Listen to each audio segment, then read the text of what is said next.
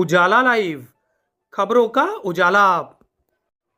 Channel को like और subscribe करें और हमारी सारी महत्वपूर्ण खबरों को अपने मोबाइल पर पाएं।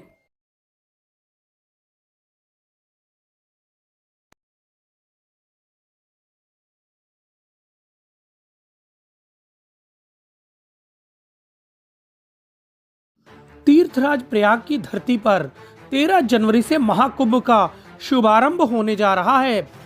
महाकुंभ में सभी 13 अखाड़े के साधु देश और विदेश से पहुंच रहे हैं। अखाड़ों के लिए महाकुंभ क्षेत्र में त्रिवेणी मार्ग पर अखाड़ा नगर बसाया जा रहा है।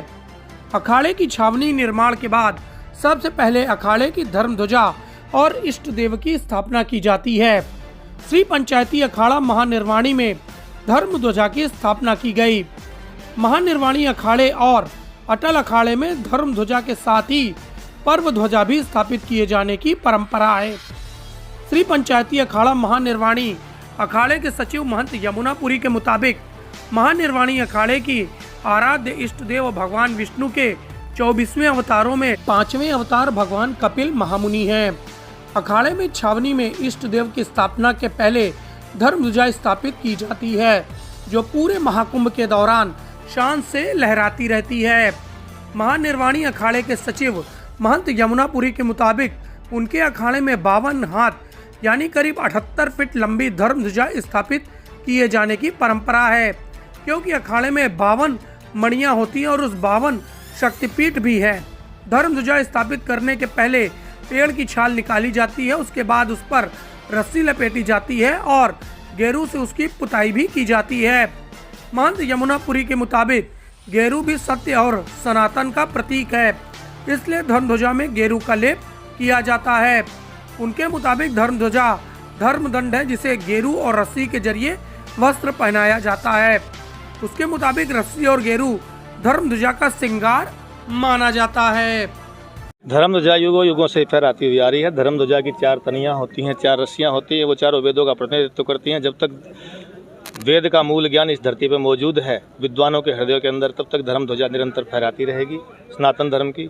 और हमारे आज धर्म ध्वजा की रस्सियां खींच दी गई हैं और उसके बाद जब तक कुंभ मेला रहेगा हमारा, तब तक हम ये जब जाते हुए यहाँ से फिर रस्सियों को ढीला किया जाता है। आज के बाद हमारे धार्मिक अनुष्ठान यहाँ शुरू हो जाते हैं और भोजन लंगर आदि की व्यवस्थाएं भी आज से ही चूल्हा आदि स्थापित हो जाता है। आपके यहाँ परंपरा में कितने ऊंचाई का ये धर्म ध्वजा? ऊंचाई का 52 हाथ की धर्म ध्वजा होती है।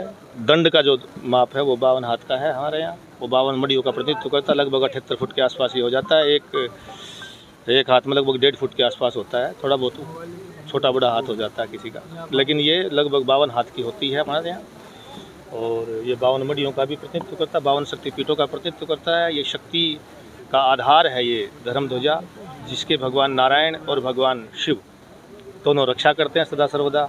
और इस धर्म ध्वजा से स्पर्श होकर जहाँ जहाँ तक ये हवा जिन जिन क्षेत्रों में व्यापक होती है, फैलती है, वहाँ लोगों के हृदय में धर्म की स्थापना का उद्भव होने लग जाता है। महाराज जी, आपकी परंपरा है कि धर्म ध्वजा के साथ ही पर्व ध्वजा भी फहराई जाती, क्या परंपरा है? नहीं, वो जब मकर संक्रांति का जो हमारा प्रथम अमृत स्नान होगा, उसी पे पर्व ध्वजा फहरा करके ही हम ब्रह्म मुहूर्त में यहाँ से प्रस्थान करते हैं। अच्छा, अब आगे जो है यहाँ पर भोजन और चूल्हे भी बनेंगे और पेशवाई कब आएगी?